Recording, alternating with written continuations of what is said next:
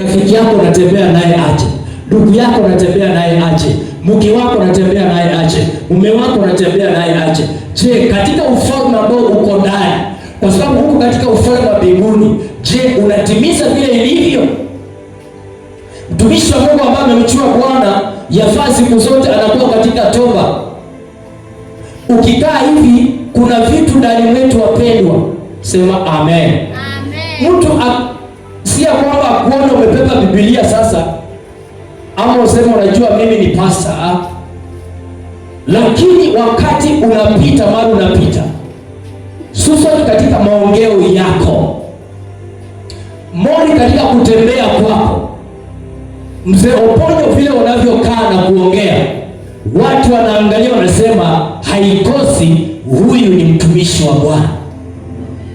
So haihitaji ya kwamba nikajitangaza, haihitaji ya kwamba nikafunge kitambaa nionekane mimi nimeokoka, haihitaji ya kwamba nikafae kanzu ili nionekane nikipita mahali ya kwamba sasa huyu ni mtumishi wa Bwana. Lakini katika hali vile nilivyo katika nyumba ya ufalme wa Mungu Baba wetu aliyeishi milele, ambaye anaishi milele, yafaa nikatembee kwa maagizo na sheria ambazo zipo katika hii Biblia. Na ndiposa kila nyumba vile tulivyo, wale walio katika ndoa, kuna masharti ambayo uko nayo kama jamii, uko na masharti kama mzee wa boma, kama mama wa boma, kuna zile sheria ambazo ziko katika nyumba yako. Hivyo mtoto yeyote ambaye anaenda kinyume na hizo sheria anaadhibiwa kulingana nini? Kwa kukashifu nini? Sheria. Kwa hivyo pia wewe vile ulivyo uko katika ufalme wa Bwana. Amen. Amen. Haleluya. Amen. So ni vizuri kama mtumishi wa Bwana tembea katika maagizo ya Yesu Kristo. Haleluya. Tembea kama mtumishi wa Bwana. Wakikuona hivi wanajua huyu ndi mtumishi wa Bwana, ameokoka. Si ya kwamba nikifika kwa keja hapo ndio nasema Bwana Yesu asifiwe, ndio sana naanza hivi. Wengine nilikuwa naona wengine kule nyumbani, mtu anafika kwa anajua kesho ni Sunday, anaanza kumeditate kitabu fulani, sijui nitasoma Psalms 120, sijui nasema aje. Nikisimama tu vitu kama hizo haitakusaidia. Lakini chini ya dhamana ni ya kwamba, je, malengo yangu na mahusiano yangu na Mungu, je, inaandamana ama haiandamani? Bwana Yesu asifiwe. Amen. Haleluya. Amen. Bwana Yesu asifiwe. Amen. So ni vyema watumishi wa Bwana kuwa na kiu kwa nyumba ya Mungu. Usisukumwe. Siku moja nikaambia mke wangu, mtoto ambaye anatamani kwenda shule unamjua tu. Ikifika asubuhi, mimi wanaona kuna kamchuko yangu hapa anaitwa Esther. Esther anamkanga 5. Analala saa 2 sharp. Amelala au amekula ama hajakula, yameingia kwa usingizi. So hata mimi mwenyewe na time nachukua hata mchele yangu na mwekea. Na time tu Esther kula jiula. Kwa sababu ikifika saa hiyo hata ukimwamsha uoshe uso, baada atafanya nini? Atalala. But by 5 utasikia anakohoa. Akikohoa uko wapi? Haijalishi imenyesha ama nini, unakuta ameamka anafanya nini? Hapo city anafanya nini? Anajitayarisha. Anakuja kwa room yangu anambia kukaa, mimi naenda shule. Naenda saa hii. Mimi nikijaribu kuinua kichwa nasikia baridi, lakini yeye anasema mimi nimechomoka. Hautakunywa chai, hata sitakunywa chai, wacha mimi mtoto wa kujituma. Unajua sasa huyo hata nikifanya investment kwa hiyo mtoto, kuna mahali ambapo anafanya nini? Ananifanya lazima nifanye nini? Nijitume kushughulika kwa ajili ya kesho. Huyu mtoto anaonyesha kwamba huyu ni mtoto ambaye anafika university. Huyu ni university material. Amen. Amen. Lakini mtoto ambaye asubuhi unamwamsha kufika saa 12, wewe amka enda shule, anaamka anaanza kukula ulimi. Si amke akiamka ndiye aende shule, utakuta kwa barabara unaenda ukipenduka hivi na yeye pia anasema, ukigeuka hivi ndiye anaenda shule. Ukimamsukai wewe kimbia shule. Kuna mwingine alifuata mtoto mpaka wapi? Anamfuata mpaka shule hivi kwa gate. Wewe ingia kwa klasi yako. huyo si mtoto atafanya nini? Atasoma kweli? Hatasoma. So kama watumishi wa Bwana, pia katika huduma ya Mungu, kama watumishi wa Mungu ambao tumeitwa katika nyumba ya Bwana, kuna sehemu ambayo inafaa ya kwamba tukajitume katika kazi ya Bwana, liwe liwalo. Hata kama kuna vita, kuna vikwazo, kuna milima, amen, lazima nitafanya kazi ya Bwana. Hata kama nitabaki peke yangu, lazima nitafanya kazi ya Bwana. Hata kama nitainukiwa, lazima nitafanya kazi ya Bwana, sitachoka. Na hivyo ndio kitu ambacho kinakumotivate ndani mwako, unakuwa na msukumo wa kufanya kazi ya Bwana. Na ndiposa nikuwafundisha siku nyingine kwamba uko katika nyumba ya Mungu hapa, lakini uko na kanisa katika nyumba ya Bwana. Tuko hapa hivi, lakini uko na nini? Uko na kanisa. Sisemi ati kanisa kwa ubaya, yani unafua mioyo. Amen. Wakati ambapo unasimama, nasema Caroline, simama juu. Akiingia wakati anasimama, anasema Reverend, nimeomba tu baba nipe nafasi, kuna wageni nimekuja na Akiingia akiamuka hivi anasema Bwana Yesu asifiwe. Wageni ambao tumetembea na wao, karibuni mbele. Akiamuka unakuta ameamuka na karibu watu wangapi? Watu 10. Yaani ni mtu ambaye anafanya nini? Ni mtu ambaye anajituma. Ako kwa nyumba ya Mungu, lakini ako na kanisa wapi? Kwa nyumba ya Mungu. Yaani mawazo yake, hii wiki nitatafuta nani? Hii wiki nitafikia nani? Ana msukumo kuleta watu katika nyumba ya Bwana. Sema amen. Kwa hivyo hautaangalia nilisengenywa, niliambiwa nini, hata wakikusema watakusema mpaka siku yenye utalala kwa kaburi hivi ndio watu wataja kukuongea kwa. But so long as you are alive kwa hii dunia, never expect ya kwamba watu wafanye nini? Wakupende. Hapana. Hata mume wako atakuchukia, hata nani atakuchukia, hata mimi mchungaji wako nitafanya nini? Nitakusengenya, fei nitaongea juu yako. Lakini kile kitu ni ya kwamba, je, nikiongea kwako utafanya nini? Lazima ukasimame, ujue kwamba huyo ni mwanadamu tu. Ana mdomo wa kuongea juu yangu, ana mambo ya kuongea, lakini hata suia nikose kufanya nini? Nikose kufanya kazi ya Bwana. Nimepandwa katika hiyo nyumba ya Bwana, nimepandwa na Mungu mwenyewe katika hiyo nyumba ya Bwana, mpaka siku ambayo Mungu mwenyewe ataniambia sasa, enda mahali fulani, kazi yako mahali pale imeisha. Haleluya. Amen. Nakumbuka siku moja tukiwa katika kanisa la Kisima tukiwa na mama, ilifika mahali vita zikakuwa mingi sana, lakini ile kitu nilifanya, nikaambia mama, vita yako imekuwa mingi. Mpaka kakaishwa mbele akaambia, wewe ni mchawi, kuja mbele. Sure. Ndio niliwaambia usiku ambao umepita, nikaambia wapendwa kwamba unaweza tamani uwe na huduma ya mama, lakini kumbuka gharama. Amen. Kumbuka nini? Gharama. Utatukanwa, utawekelewa huko na manyoka. Yesu aliambiwa anaomba na mape, alikataa, alijibu, hakujibu. Alifocus kwa kile kitu ambacho ametumwa na baba yake. Nenda kwa ulimwengu, then uaccomplish kile kitu ambacho nimekuambia ufanye. That's all. Kwa hivyo kuna vitu vingine ndani mwetu tunaisha, tunaabort maono yetu before. Kwa sababu ya nini? Tuna concentrate na vitu vya wanadamu wengine. Tunaweza kusikiza vitu ambavyo ni tofauti, inatufanya we lose our focus. Lakini kitu kiko ni ya kwamba vita vipo, vita havitakosa. Battle is there. Kuna vita vitakosa.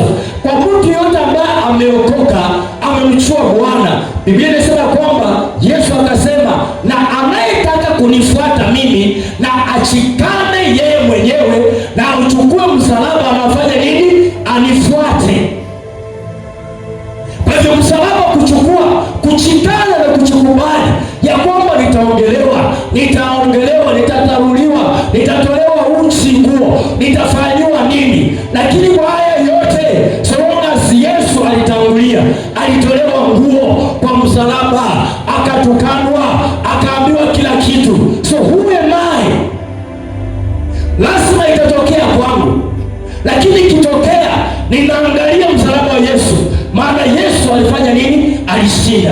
So the same kwangu pia, kwamba hata kama itakuja ya kwamba baadaye itafanya nini? Itafaulu hiyo vita. Haleluya. Amen.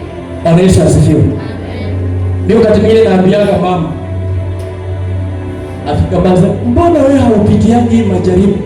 Mbona hii mambo inakuwa mengi kwangu? Yaani mimi peke yangu napo. Nikaambia kitu kiko ni ya kwamba angalia huduma yenye uko nayo. Ama pastor,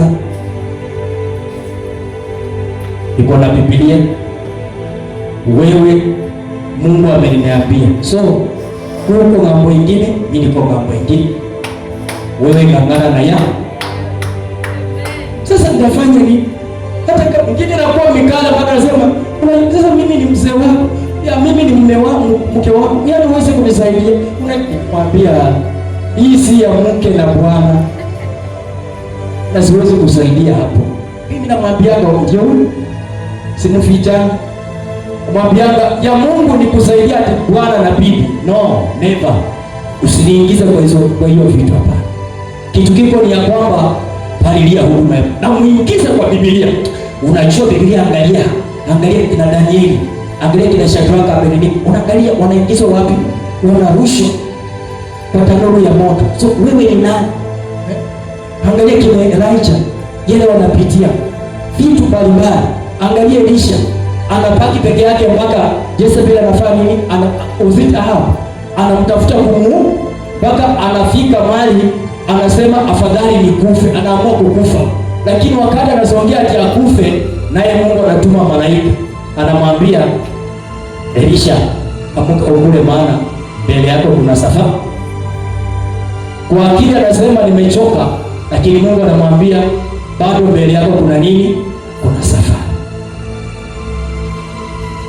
Amen. Kwa hivyo kazi ya Mungu, wapendwa, si ya kupembeleza, ya kupapasa hivi. Kazi ya Bwana lazima ukajitolee. Na wale watumishi ambao wamefanikiwa katika maisha yao ni wale wapendwa ambao wameweka kazi ya Mungu mbele. Si ya kwamba tukose kufanya kazi zingine, hapana. Lakini kwa maisha, priority kubwa kwa maisha yako ni ya kwamba mtu akikuza Mungu wangu, amekuza maisha yangu yote. Injili ambayo unapita kila mahali, uwe kwa kazi yako, hata sana ukikuwa shule, kitu ambacho kiko kwa kinywa chako, hata wakifungua loka yako, wanakutanga Bible iko wapi? Iko kwa loka yako. Inajulikana huyu ni mtumishi wa Bwana. Kila mahali watapita, sasa watakwambia kama mwende wazimu, kama umefunga kitambaa, wachana na watu sio nini, mambo itaongelewa. Lakini kitu kikubwa ni ya kwamba mimi na Mungu wangu. Amen. Amen. Bwana Yesu asifiwe. Amen. Unakiangalia kwa Biblia utaona kuna watu ambao huyo alikuwa Anania na Safira.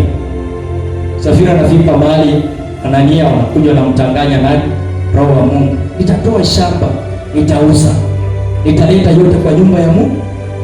Ambia enda ulete. Wakati alienda akafanya nini? Akauza ploti yao. Pesa ni damu, na mara mingi mambo ya pledge inafanyanga. Kuna watu tunapitia shida kwa ajili ya pledges ambazo tulifanya.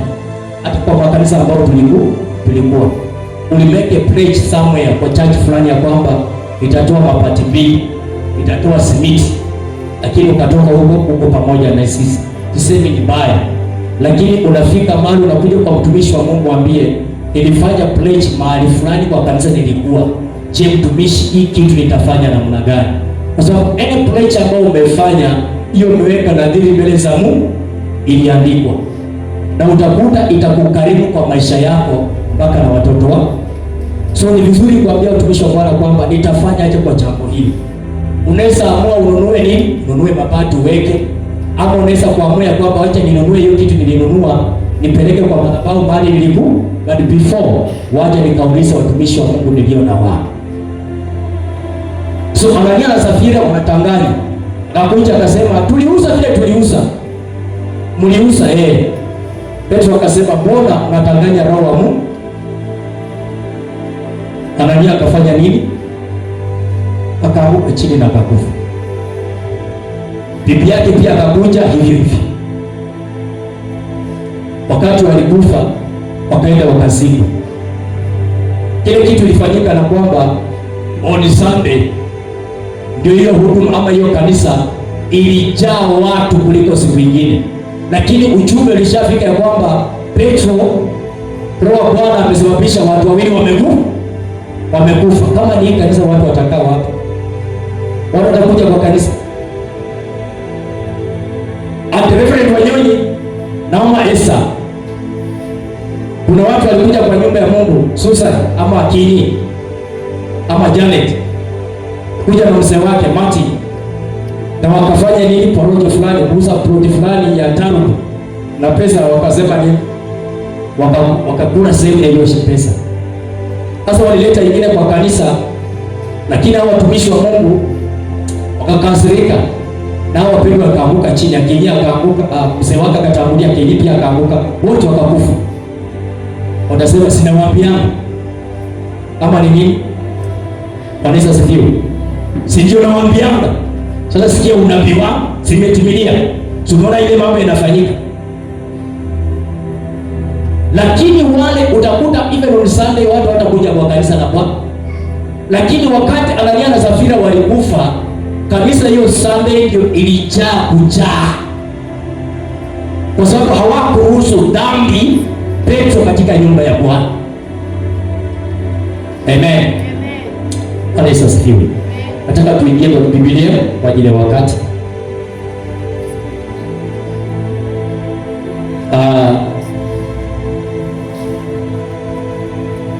Nataka tujifunze kuhusu kitu kidogo wakati nimekuwa kwa maombi, Bwana akanifundisha. First Samuel chapter 5, mahali kuhusu sanduku la agano. First Samuel ama Second Samuel? Ikani hiyo karo.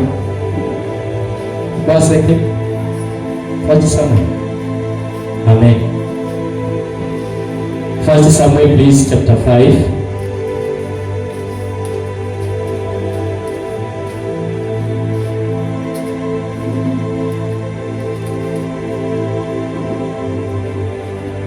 Amen. Kwa ajili ya wakati tafadhali. Kuanzia penyewe. Yes.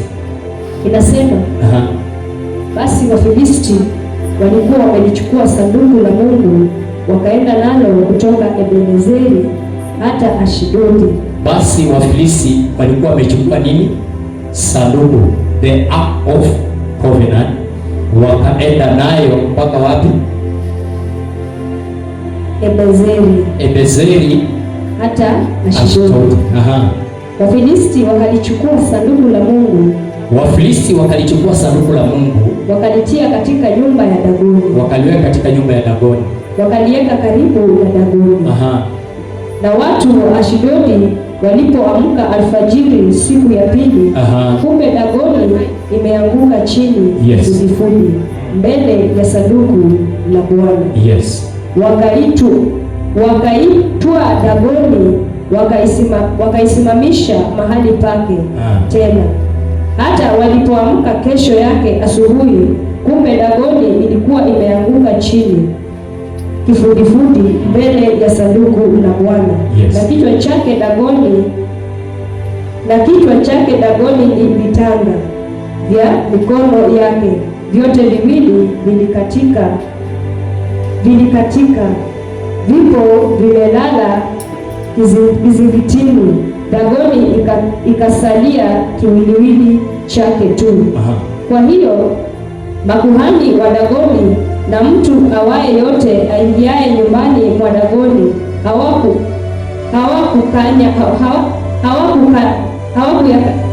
hawakukayangi kizingiti cha nyumba ya Dagoni huku Ashdodi hata leo. Lakini mkono wa Bwana ulikuwa mzito juu ya watu wa Ashdodi, akawaharibu, akawapiga kwa majipu huku Ashdodi na mipangani mwake. Kisha hao watu wa Ashdodi walipoona ilivyokuwa, walisema, hilo sanduku la Mungu wa Israeli halitakaa kwetu, kwa maana mkono wake mzito juu yetu na juu ya Dagoni mungu wetu. Basi wakatuma watu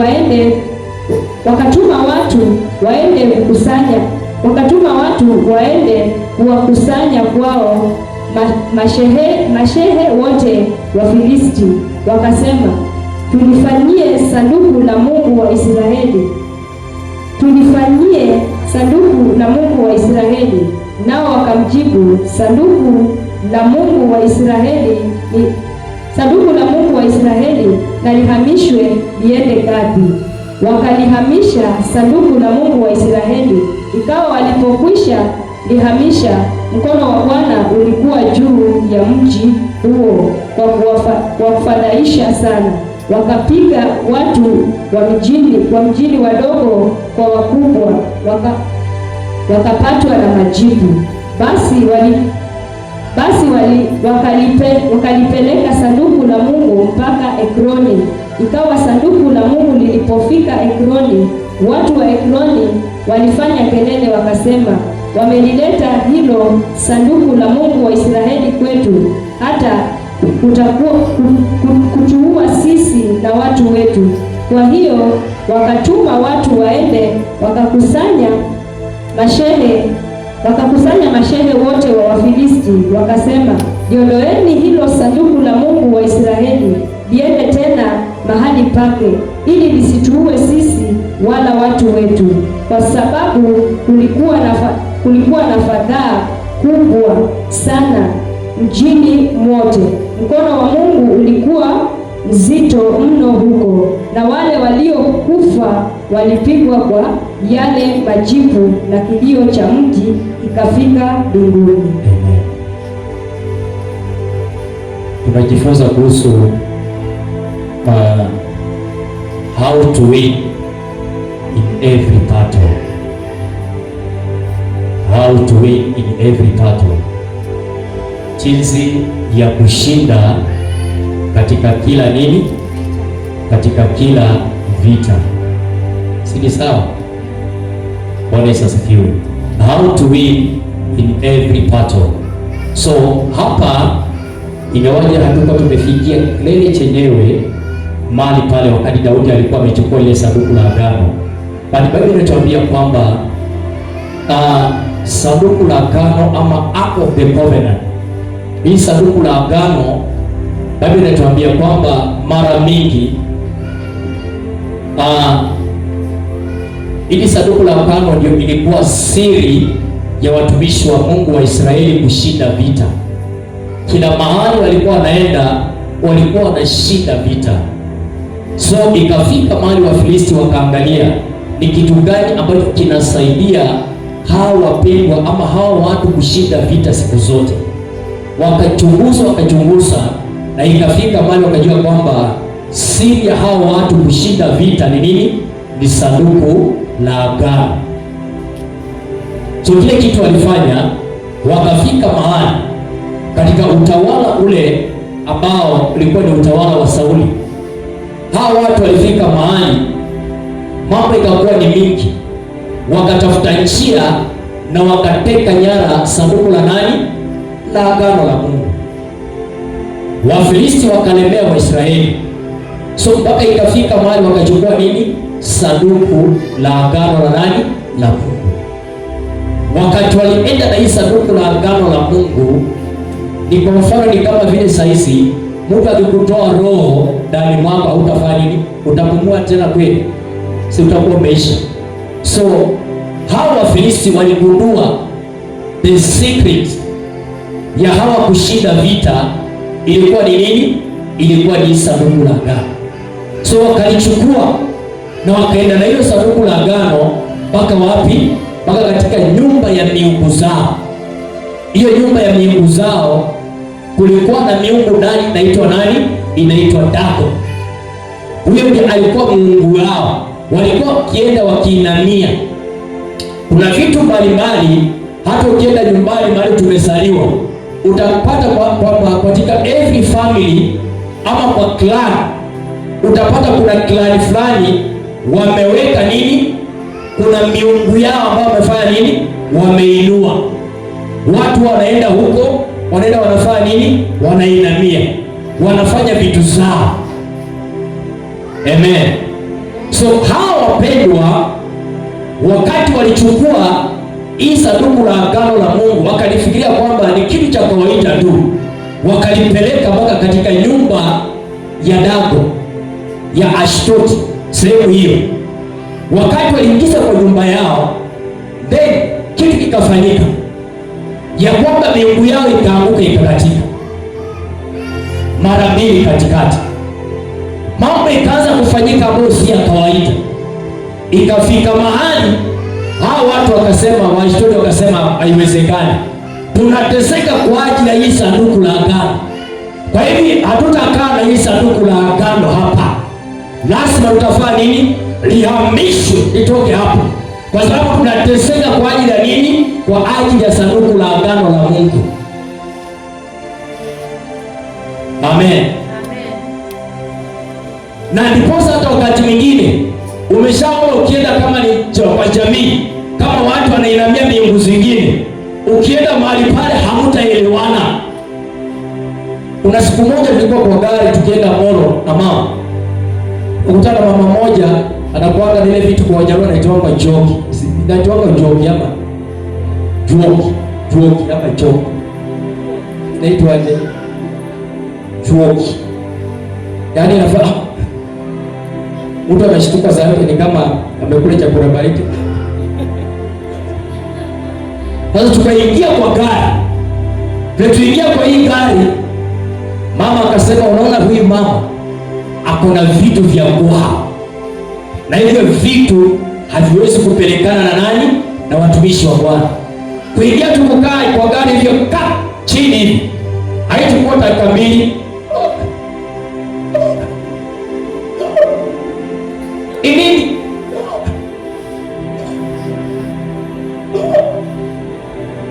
wakafungua dirisha, wakamwambia akunywe maji, labda ni nini, lakini ikafanya nini?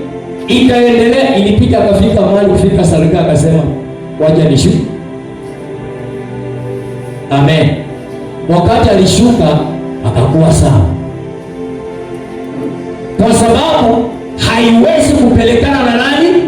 Na watumishi wa Mungu, kwa sababu aliingiziwa miungu ya jamii yao. Hiyo ni maroho ya watu wenye walikufa. Bwana Yesu asifiwe. So hao watu wa Ashdod wakati waliona hali imekuwa, ikabidi watoe hiyo sanduku la agano, wakalipeleka mahali inaitwa Kadhi. Wakati walifikisha Kadhi, tena kikaumana, ikakuwa ni mbaya, wakasema hapa haitawezekana. Wakafika mahali wakaitoa hiyo sanduku la agano, wakaipeleka mahali inaitwa Ekroni. Kufikisha Ekroni, mambo ikakuwa mabaya, wakaita mashehe. Mashehe ni wale wakubwa wakubwa, kama uliona wakati wa mzee Raila, kuna wale watu walikuwa wanafanyia consecration kwa kijamii, wanafanyisha ule mtoto nini? Ile ngao na vitu fulani fulani. So hao ndio mashehe wa hiyo jamii. Kwa hivyo mashehe wale wa Ekron, wale ambao wanahifadhi miungu ya mahali pale, wakati walifanya nini? Waliona sanduku hili limekuja na mambo yenye inaanza kufanyika, wakasema haitawezekana, tutafute kujambisha hili sanduku la agano. Haleluya. Bwana Yesu asifiwe. Ambia mwenzako, how to win every battle. Hao wapendwa wakafika mahali Israeli ilikuwa imechanganyikiwa. Sauli hana maono yoyote, jamii yake imewezwa, sanduku la agano limefanya nini?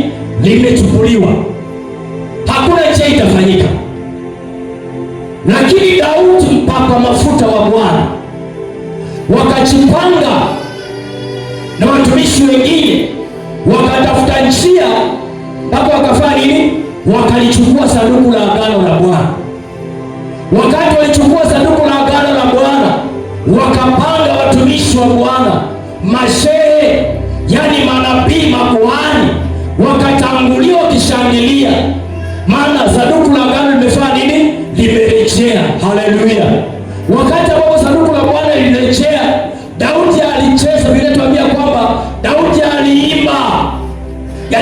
vitu zingine, hata kuna mahali ukikwama, lakini kuna mahali ambapo Mungu anafika mahali anakumbuka kiwango ya vitu ambavyo umefanya, anakumbuka mazuri ambayo ulifanya uponye, anakumbuka kuna siku kanisa la Bwana lilishindwa kulipa renti, ukasimama kwa pengo na ukalipa renti ya miezi 2 ama 3. Kwa hivyo hiyo kitu inakuwa mbele za Mungu, inasimama hivi. And that's why unakuta ufalme haukutoka katika nyumba ya Daudi, hata kama Daudi aliasi, lakini ufalme haukutoka katika nyumba yake. Why? Kwa sababu Daudi alikuwa mtumishi ambaye alikuwa anashuka, anamtafuta Mungu, anamlilia Mungu, na alikuwa tayari kwa kila jambo kuofu sauti ya Bwana na kutunza sanduku la agano la Mungu. Amen. Kuna mahali nilikuwa nasoma kuhusu mtu ambaye anaitwa Nabon. Kwa Bible si First Kings ama Second Kings hapo chapter 20. Ikiongea kuhusu Nabon, alipewa urithi. Na urithi ambao Nabon alipewa, ikafika mahali kina Ahab wakaenda kwa Nabon akamwambia, Nabon, tuuzie hii urithi ama utupee. Lakini Nabon akasema kwamba urithi niliyopewa na baba yangu haitawezekana nikause. Afadhali nikufe, afadhali nipigwe mawe niuliwe, lakini urithi niliyopewa na baba yangu haitawezekana nikause. Amen. So pia sisi kama watumishi wa Bwana, hata kama vita vitakuja, hata kama miinuko itakuja, hata kama mambo itakuja ila gani, wapenda, usikubali sanduku la Bwana likachukuliwa na maadui. Usikubali sanduku la Bwana hilo liko ndani mwako likatekwa nyara na maadui. Maadui mara mingi wanaangalia tu utakuwa namna gani, watajaribu kila njia waone ya kwamba sanduku la Bwana, maagano uliyowekwa mbele za madhabahu ya Bwana, maagano ambayo Mungu aliachilia ndani mwako, ya kwamba utakuwa mwaminifu kwangu, utanitumikia, utafanya hivi. Ikifika mahali maagano yale, ile sanduku la agano la Bwana iliyokaa ndani mwako, ikifika mahali alafu likitekwa nyara na maadui, hakuna siku utafaulu. Amen. Bwana Yesu asifiwe. Afadhali mtu atesee kitu kingine, lakini wokovu wako, mahusiano yako na Mungu, hakuna mwanadamu atafanya nini, atainuka. Kuna mtumishi mmoja, mama akasema afadhali hata ndoa wacha ikae. Umenipitishia ya kutosha, wacha ndoa ikae. Kama utanisuia nisiingie kwa nyumba ya Bwana, wacha hiyo ndoa ikae. Mungu anajua ni kwa nini, sitakukosea, sitakufanyia chochote, lakini afadhali nikae hivyo, lakini kamtumikie Mungu wangu.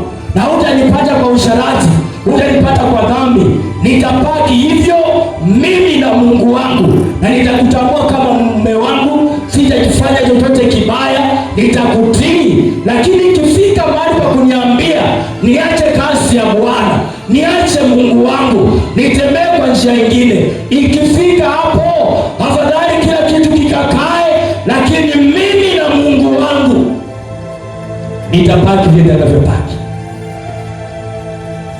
Amen. Bwana Yesu asifiwe. Sema amen. Ndio sababu kuna vitu zingine watu naimba, sababu ndio naimba nyimbo, afadhali uninyime. Kuna mpendwa anaitwa aliimba wimbo ya Malebo, anaitwa Monishi, akasema uninyime kide, uninyime hata kide, uniachie Yesu, uninyime hata ugali, uniachie Yesu, uninyime hata murisi, uniachie Yesu, uninyime hata Buddha, uniachie Yesu. Yaani hata uninyime kile kitu na ninyima, lakini ufanye nini? Uniachie Yesu.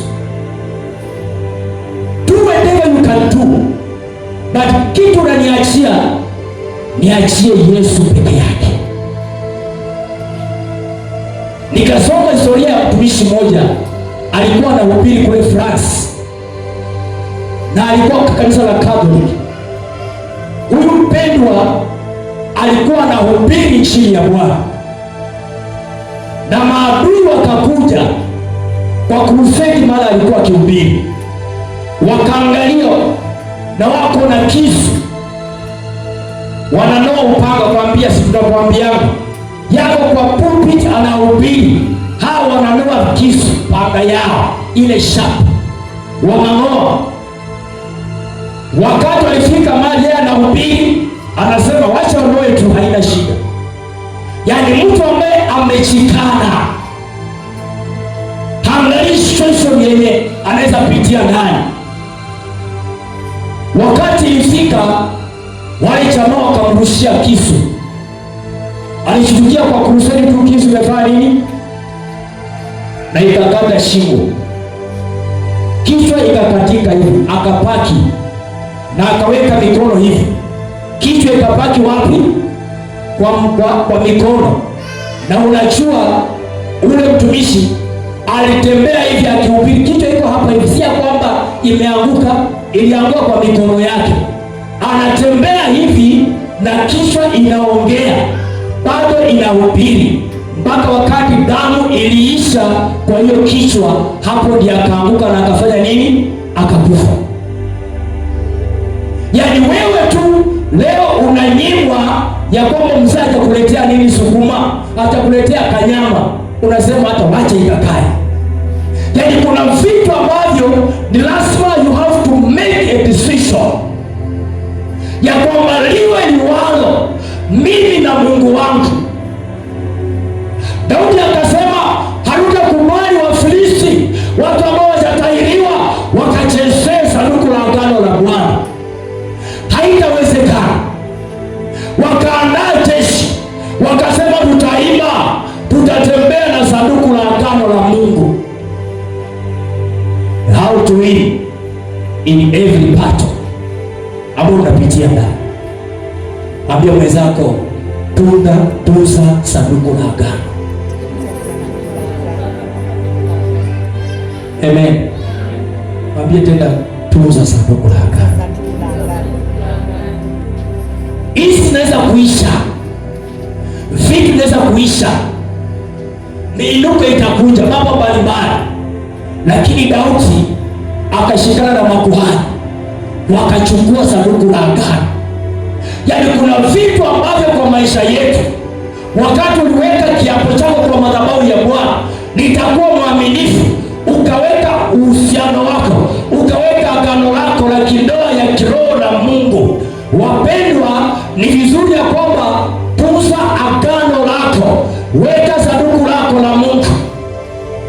Niliona mpendwa moja wa Nigeria, mwimbaji kabisa, mama huwa ananibariki na nyimbo, akaniambia, sikuniambia lakini niliona clip moja akitoa testimony yake, akasema wakati niliona mume wangu akifanya usharati, nikamwambia haifai, na naenda kwa madhabahu ya Mungu akihubiri, haifai, nikamwambia haifai. Ilifika mahali nikamwambia imekuwa too much now, mimi wacha nikapaki, nikachilinda. Akamwambia nilikuwa na ngoja useme hivyo na uniondokee, maana wewe umekuwa kikwazo na kisuizi kwa vitu mingi ya maisha yako. Ule dada anaitwa Orenze akatoka na akaenda, mpaka leo hii ako na pete ya mume wake. Alisema hii pete hakuna siku itafanya nini, itaitoa, nitakaa nayo mpaka kukufa kwangu, kwa sababu niliweka hii pete nikijua kwamba huyo ni mume wangu. Hata kama yatajichanganyisha, basi mimi nitalinda uhusiano wangu na maneno yaliyoweka katika madhabahu ya Bwana ya kwamba nitakuwa mwaminifu kwa ndoa yako. Kuna vitu ambavyo wapendwa, vile ambavyo umechukua kiapo katika madhabahu ya Bwana ya kwamba nitakaa hivyo. Wapendwa, hata kama dhoruba itainuka, hata kama mishale itakuja, jifundishe kulinda sanduku la Bwana. Hata kama kuna shusho utapitia, kuna kuyumbayumba, kuna dhoruba itakuja, lakini katika hiyo dhoruba kuna njia Mungu atafungua ya kupita. Katika hiyo dhoruba ambayo utapitia nayo, kuna sehemu ambayo wapendwa utashinda. Maadui wataangalia, watakuchekelea, lakini ndani mwao watakuwa wanaumia, watateseka, kwa sababu wewe ni sanduku la agano la Mungu. Mara unapita, usijidharau, usionekane kana kwamba wewe si kitu. You are something so special. Wewe ni mwana wa Mungu. You are a heir. Wewe ni mtu wa maana katika ufalme wa mbinguni. Amen. Bwana Yesu asifiwe. Wewe ni mtu wa maana.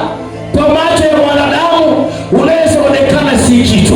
Kwa macho ya mwanadamu unaweza dharauliwa. Kwa macho ya mwanadamu utachekelewa, utatembewa mate, utasengenywa, utaonekana si kitu. Lakini machoni pa Mungu aliye hai, wewe ni kitu cha dhamana. Wewe ni kitu cha dhamana. Kitu cha dhamana. Usijidharau wapendwa. Haleluya. Na Sara akaonekana si kitu. Akaanza kuokota makomba akikula. Akaanza kuokota chakula hivi cha kukula. Mara mingi watumishi wa Bwana, kuna maisha unapitia ndani. And you have to accept yourself ya kwamba hii ni maisha, lazima ni mapito na ni lazima nikapitie ndani. Lazima nikapitie changamoto hivi. Ninajua baada ya hii mbele yangu kuna ushindi. Nebukadneza akaangalia, akaona tumetupwa watu watatu kwa dharuru ya moto. Hawa watu ni gani wanaungua? Tukaongeza moto mpaka wenye walirusha hawa wakakufa. But now ndani ya hiyo tanuru ya moto anaonekana mtu wa nne. Huyu mtu wa nne si mtu wa kawaida. Huyu mtu wa nne anakaa ni mfano wa mwana wa Mungu. Amen. Anasema mipango ya Mungu,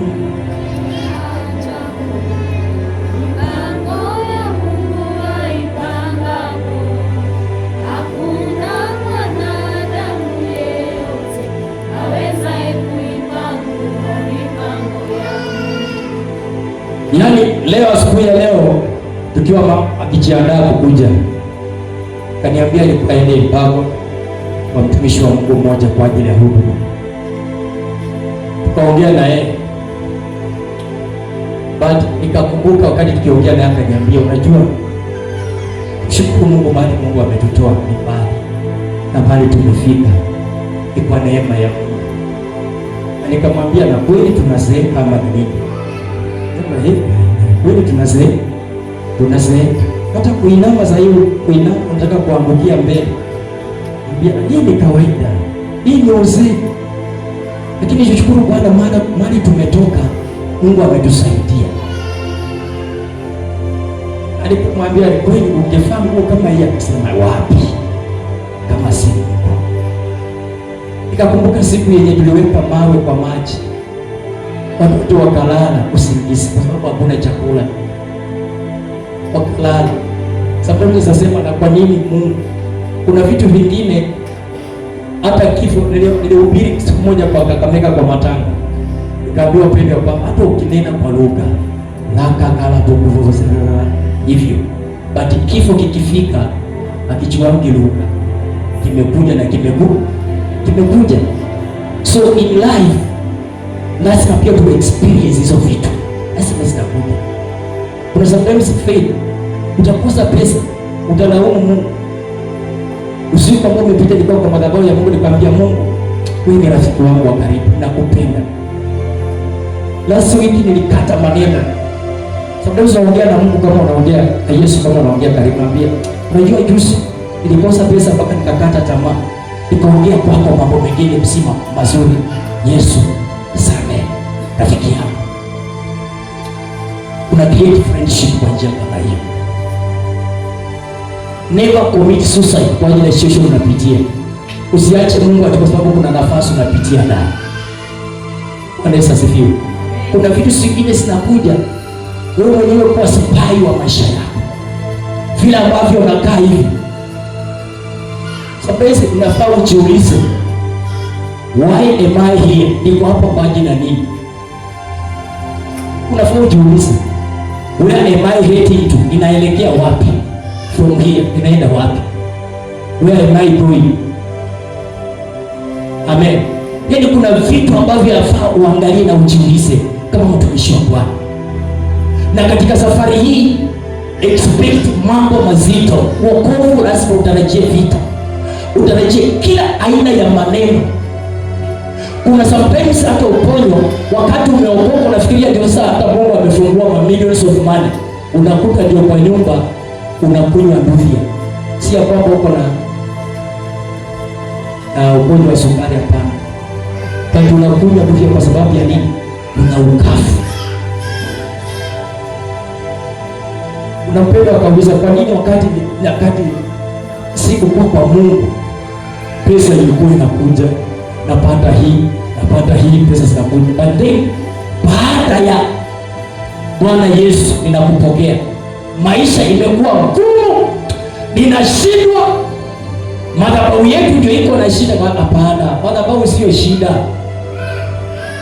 Amen. Kuna training lazima upitie ndani.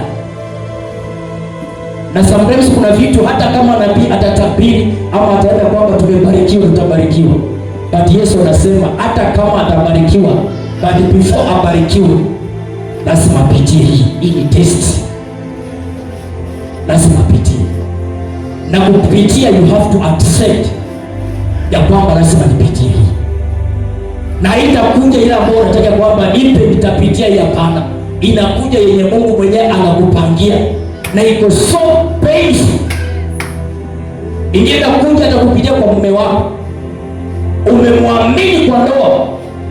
Siku nyingine ukiangalia tu kwa simu unakuta ameandika mwingine kwambia hi baby, hi sugar, hi mami, I love you. All of a sudden unaona inaota ama ni nini na happen. Ni kitu ambacho ni nini kimekuja. Shetani huwa ana hit mahali ambapo anajua kwamba itakuwa pain kwako. Hiyo ndio kitu ambacho anafanya. Hawezi fanya kitu ambacho utapata uchungu. Lazima atafanya kitu ambacho utatoa jasho. Na lazima you have to accept ya kwamba hata kama imekuja hii lazima nitaishinda. Bwana Yesu asifiwe. Haleluya. Sababu unapata kazi, wakati unapata kazi hakuna mshahara upate sasa. Kazi iko ndio unafanya kazi. Lakini sasa mshahara haipatikani. Hata kama mshahara upate, bado wewe sema mimi ni mwana wa Mungu. Sema mimi ni mwana wa Mungu. Kuna wimbo mmoja ikaimba kwamba mimi ni mtoto wa mfalme. Hata kama nimelala njaa, nimeamka asubuhi, ninafaa koti moja hii, lakini Mungu anaitengeneza. Inakaa ni kama jana tu akijali ninunulia ingine. Kumbe ni ile tu ya kwanza, lakini Mungu anaitengeneza saa zote, anaitengeneza. Nikija kwa nyumba ya Mungu, si kama nilala njaa, niko mahali hapa nikutolea ushuhuda, utasema kweli leo unapitia hii. Lakini kwa ajili ya Mungu, ninaona Mungu akinipigania. Amen. Na ninajua baada ya hii mbele yangu, niliambia Mungu, nisifike miaka 60 nianze kukula bonus, hapana. Naanza tu saa hii, Baba nipe nikakule kama meno bado iko strong. Nianze kukula nikiwa saa hii. Nikule hivi. Usinipe wakati macho imeanza kurudi ndani ya sitaki hiyo. Sema amen. Amen. Haleluya. Amen. Bwana Yesu asifiwe. So ni vizuri wakati unakaa jichunguze maisha yako. Wakati unakaa kuwa mwenyewe, kuwa spy wa maisha yako. Ukiangalia upendo, kuna vitu mingi. Na niposa katika huduma ya Bwana nikimalizia, kuna vitu pia unaangalia vile hivyo.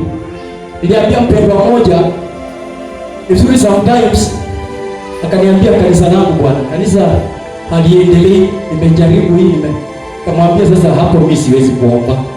Isipokuwa kile kitu nafanya kuwa spy.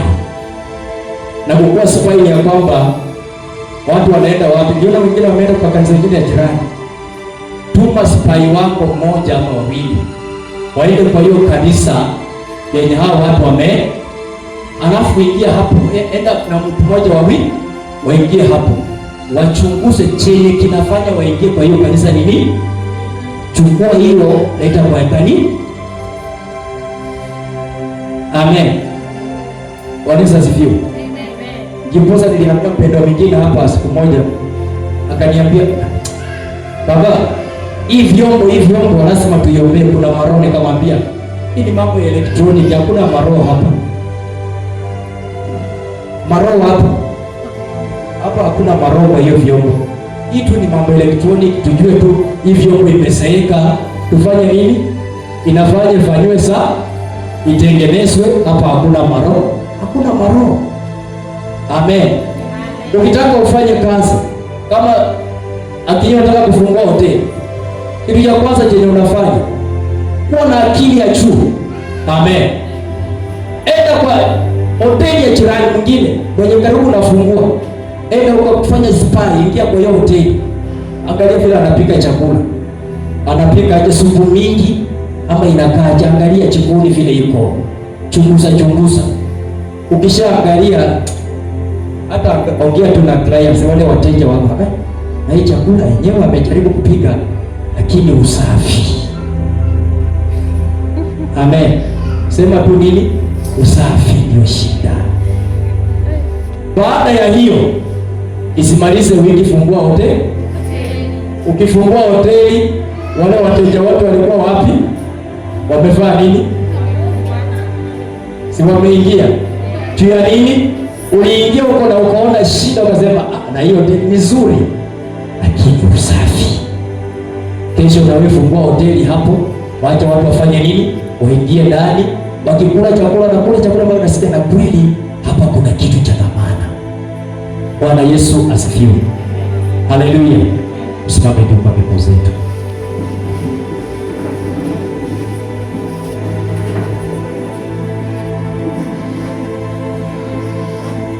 So ni vizuri wapendwa ya kwamba kuwa mpia mpelelezi wa moyo wako. Ndio sanduku la agano la Mungu litekwe nyara juu ya nini? Tulikuwa na udhaifu mahali fulani na likatekwa nyara. Amen. Ndio sanduku la agano.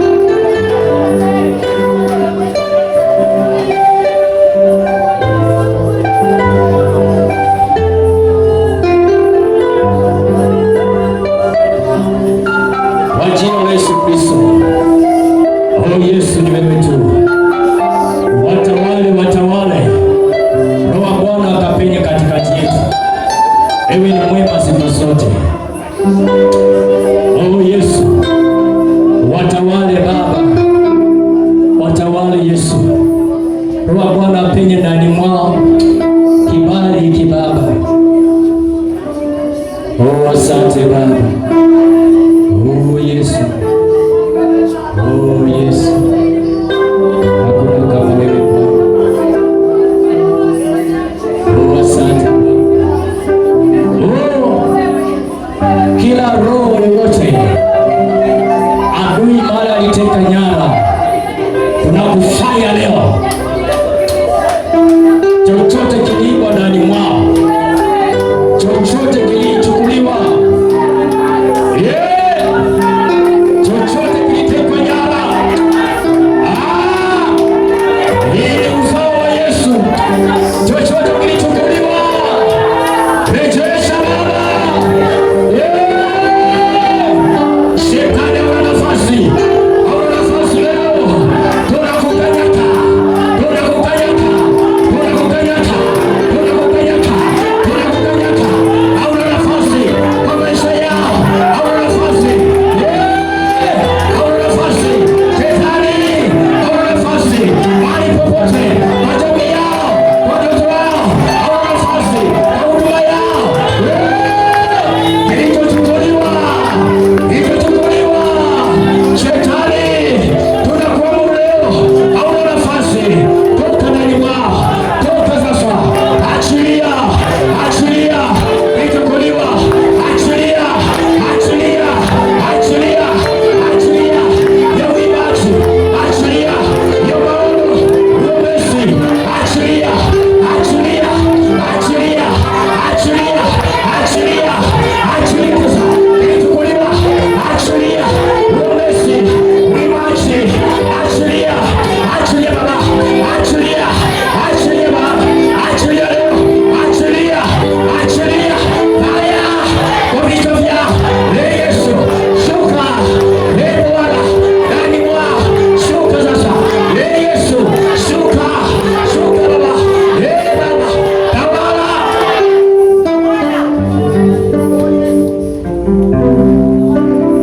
Kwa jina la Yesu Kristo, wewe ni mwema siku zote. Asante Bwana, wewe ni mwema, haufananishwi. Wewe ni mwema Bwana, wewe ni mwema, wewe ni mwema, haufananishwi. Wewe ni mwema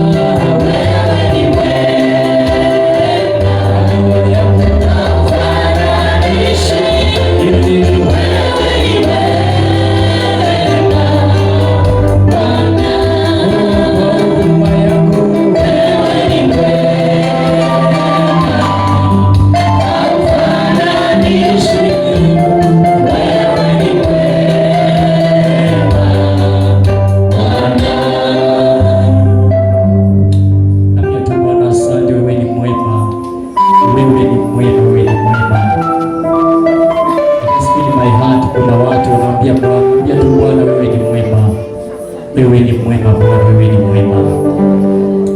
Thank you Jesus. Wewe ni mwema, wewe ni mwema. Wewe ni mwema, wewe ni mwema, wewe ni mwema. Akia tu Bwana asante, wewe ni mwema. Wewe ni mwema. Wewe ni mwema. Wewe ni mwema, wewe ni mwema. Asante Yesu. Asante. Wewe ni mwema, wewe ni mwema. Asante Bwana.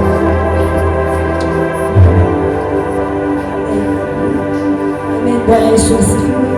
Haleluya. Tunashukuru Bwana kwa hicho kipindi. Kimekuwa kipindi cha wakati. Tunaweza tukaketi chini kwa dakika kidogo tu tunapokaribisha wageni wetu. Bwana asifiwe. Haleluya. Kama wewe ni mgeni na shiriki na sisi kwa mara ya kwanza, karibu sana, tunakupenda, tunapenda wageni. Hebu tuinue mikono zetu mahali ambapo wageni wako. Inua tu mkono wako kama wewe ni mgeni na shiriki na sisi kwa mara ya kwanza. Hebu tuongee mkono. Asante, karibu sana. Simama tu na ukuje mbele utusalimie. Sisi tunapenda wageni sana. Pigeni tu makofi wageni wetu.